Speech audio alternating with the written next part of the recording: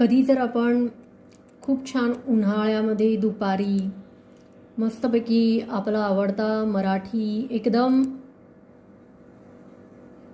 घरगुती रोज हवा असणारा भात वरण खात असतो, जे आपल्या सगळ्यांनाच खूप आवडतं आणि त्याच्याशिवाय आपलं जेवणच पूर्ण होत नाही. आणि त्याच्यामध्ये जर चुकून मीठ जास्त झालं तर लगेच सांगायचं की